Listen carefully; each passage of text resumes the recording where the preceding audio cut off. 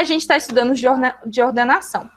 Dentro de ordenação, a gente viu o de ordenação linear, que foi, né, aqueles que a gente falou que os exercícios de ordenação linear eram aqueles que tinham sempre um predecessor único e um sucessor único. Então, por exemplo, eu falei para vocês que o palhaço, né, tem em consideração ao primeiro elemento lá, o predecessor dele. Quem vem antes? O cara do boné vermelho, quem vem depois é o cara careca, né? Então, sempre tem esse sentido. Esses aqui é a ordenação linear, segue uma ideia de uma linha, alguma coisa, uma linha reta que a gente pode ser traçado. Então tá, a gente viu então os lineares mais comuns, e na aula de hoje, tarananã, que rufem os tambores, nós vamos ver então outro tipo, que é a questão dos exercícios de ordenação não linear. Tá? Então, hoje a gente vai ver os exercícios são diferentes, eles são de ordenação que não é do tipo linear, e existem vários outros tipos. O que a gente tem de diferente em relação aos de ordenação linear é que eles podem ter mais de um predecessor, que é aquele que vem antes, ou mais de um sucessor, que é aquele que vem depois, certo? Então, o que acontece? A gente pode ter, então, vários, não é somente um, né? No caso do palhaço, só tinha lá o cara do boné vermelho que vinha antes dele. Não foi assim que eu mostrei para vocês? Nesse caso, poderia ter várias pessoas que estavam antes. Então, porque aqui, nesse caso, não há uma linearidade. E existem 3 tipos de exercício de ordenação não linear, tá bom? Vou só fixar com vocês. A gente tem exercício do tipo quadrático, circular e livre, porque pode ser que não siga nenhum dos dois outros tipos de ordenação, nem quadrática, nem circular, aí entra a posição que é livre, você pode ordenar como você desejar, de acordo com aquelas regras, tá? Mas não segue um padrão igual aos anteriores. Então, linear, a gente sempre pensou que são exercícios mais lineares, que representa a ideia de uma linha reta, que pode ser traçada. A gente falou, inclusive, de quando a gente está fazendo exercício de Bhaskara, né? Se a gente puder traçar uma reta, quando a gente está falando, por exemplo, lá no plano cartesiano, a gente representa quando algo é linear, beleza? E quando a gente falou que era quadrático, a gente tinha aquela circunferência, a gente tem aquele côncavo, né?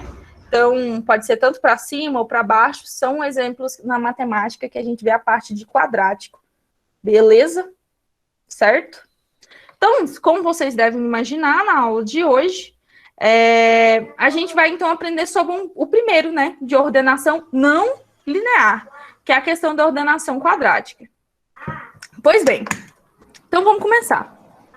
Gente, falei para vocês que existe uma coisa na matemática, né, só para a gente retomar aquele conceito que eu falei da matemática para vocês, que é aquelas funções, né, de segundo grau que a gente costuma falar, né, as funções quadráticas, elas são muito utilizadas para a gente representar, né, uma expressão que seja quadrática na matemática. Então, eu joguei aqui no Google função quadrática, né? Então, lembra que eu falei para vocês que na matemática, sem querer, a gente acaba vendo essas coisas, né? Então, eu digitei função quadrática só para vocês verem. Lembra que eu falei, né, que representa essa parte do côncavo aqui, ó? Que a gente pode ter, então, né? A função quadrática é essa que tem, pode ser a concavidade voltada para cima ou para baixo. E daí, eu vou só retomar algumas coisas com vocês, que eu acredito que vocês já devem ter estudado, por exemplo. Olha que fala aqui que eu achei bem bacana, né? Ó. Em matemática, uma função quadrática ou um polinômio de segundo grau, né, de grau 2, é uma função polinomial de segundo grau. Essa função pode ter uma ou mais variáveis, certo? Então, existe essa situação, e, por exemplo, se a gente for entrar aqui para a gente ver a questão dos coeficientes, função quadrática ou função de segundo grau, a gente tem, por exemplo, aqui, né, ax quadrado mais bx mais c, certo? Então, o que acontece? Esses tipos de funções, quando a gente vê essa questão da concavidade, isso aqui é uma representação entre os pontos, ó. Então, a gente pode, por exemplo, aqui, ó, nesse lugar aqui que está tocando o eixo x, então x e y, tocou aqui e tocou aqui. Então, há 2 lugares que encontrou no eixo x e no y também encontrou em um ponto, né, da concavidade. Isso pode encontrar. E aí a gente consegue calcular a delta, consegue calcular a Bhaskara. Então, é o jeito que a gente vê mais comum. Então, nesse caso, a função quadrática percebe que ela tem essa característica, né? Na questão de tocar os eixos, de como que ela pode ser projetada. E aí, quando eu falei nessa história de tocar os eixos, eu vou voltar aqui, então, para o que a gente estava falando dos exercícios, né? Então, o que acontece aqui, gente? Quando eu falo dessa questão que pode ter mais de um predecessor ou mais de um sucessor, eu vou estar mostrando aqui, eu acho que um exercício que vocês devem ter até visto, está estudado. Lembra, né, a ideia do exercício que caiu na questão da OBI, que era aquela questão da rede social? Por exemplo, a gente está falando do número 2 aqui. O número 2, o que acontece? Ele pode ter aqui, imagine que, ó, do 0 aponta para o 2. O 3 aponta para o 2. O 8 aponta para o 2. Nesse caso, se seguir essa posição de direcionamento, o que acontece? A gente pode falar aqui, basicamente, ó, 1, 2, 3. Ops, nossa, meus desenhos estão muito ruins. O que acontece? A gente tem o quê? 3 predecessores. O 0 vem antes, o 3 vem antes, o 8 vem antes. Ou seja, são situações onde a gente tem mais de um predecessor. Essa aqui é uma representação que lembra muito a ideia de um grafo, que é um conceito da computação, tá? E nesse caso aqui, a gente faz basicamente a organização de elementos em grupos, né? Então, a gente pode, esses grupos, eles estão assim organizados na questão da ordenação. E aqui, nesse caso, igual eu falei para vocês, né? Então, a gente tem aqui, supondo com essa setinha aqui, ó. A gente tem o 0, o 3 e o 8, que são predecessores. E agora, eu quero saber para vocês, eu vou fazer um desenho aqui, quem que é o sucessor do 2? O número 1, perfeito, certo? Porque nesse caso aqui, a gente colocou, então, quem seria o sucessor? Pode ter um? Pode, mas também pode ter mais de um. Então, por exemplo, aqui, ó, vou fazer uma outra representação. O 1. Estou aqui mostrando para vocês, né? Nesse caso aqui, o número 1, né? O que vem seria, ó, o 2, o sucessor do 2 é o 1. E o caso do número 1? Quem que são os predecessores do 1 agora? Os predecessores do 1. O que vem antes dele, né? Os predecessores diretos do 1. Nesse caso aqui, só os que eu representei, do 1, que eu fiz a setinha, porque essa setinha indica que está chegando nele, né? Então, porque a gente tem que tomar cuidado, porque nesse caso, quando a gente tem a setinha, a gente está dizendo que é orientado, né? Que aquilo está chegando de fato. Então, o que acontece? No 1 aqui, do jeito que eu desenhei neste momento, né? De quem que vem antes dele, nesse caso, seria o 2 e o 8. Vocês entendem por quê? Porque, ó, a setinha tá vindo aqui, tá vindo aqui. Então, eles são os predecessores direto. Quem vem antes do 1? Vem o 2 e vem o 8, porque eles estão apontando para o 1 direto, certo?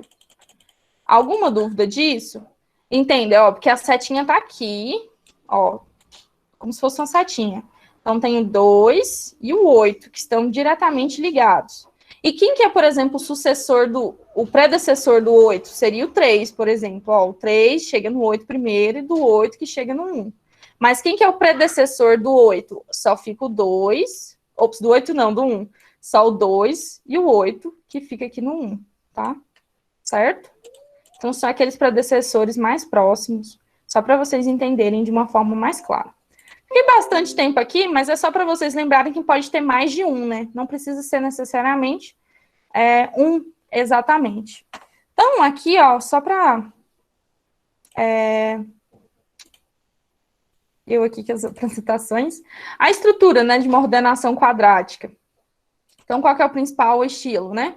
A sua estrutura, ela possui uma ou mais estruturas lineares sobrepostas. Então, elas acabam sobrepondo-se entre si. Então, por isso que ela é quadrática, tá bom? Geralmente, a gente tem, então, duas estruturas lineares que estão sobrepostas. Estão sobrepostas porque elas podem congruir entre si, elas podem ter uma congruência, tá? E isso aumenta o número possíveis de arranjos ordenados, o que dificulta a resolução da questão. Então, o pessoal, né, diz que ela é um pouquinho mais de caráter de complexidade um pouquinho mais alta, tá? Em relação à ordenação linear.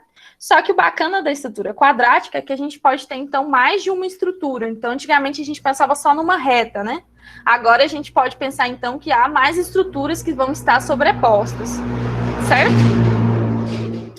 E aí, quando a gente fala desses arranjos, né? Quando a gente fala aumenta o número possível de arranjos ordenados, lembra quando eu falei para vocês que existem como se fosse a forma de organização entre os elementos? Então, aumenta as formas que a gente pode organizar. Então, dado uma quantidade de elementos P, por exemplo, então, por exemplo, né, quando eu falo dessa questão dos arranjos, um arranjo é como se fosse uma organização de uns elementos, e vocês fazem isso em todas as questões. Então, o que acontece, por exemplo? A gente tem um número P de elementos, então poderia ser, tipo, um monte de carrinho, né, sei lá, né, um número P de elementos que a gente vai aqui, né, então nesse quadro 4 aqui, por exemplo, de um conjunto total que, por exemplo, poderia ter 10, certo? Então, um conjunto total de N elementos. Isso na matemática, existem fórmulas para se calcular, por exemplo, arranjos, a gente pode fazer.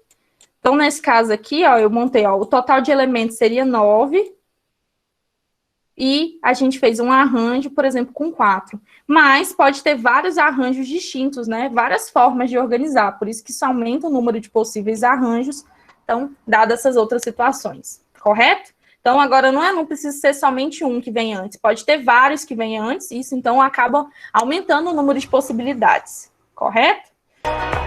Yo, I ain't here for the money, I ain't here for the fame. Though it might be nice to own a jet plane, I'ma do it all for you.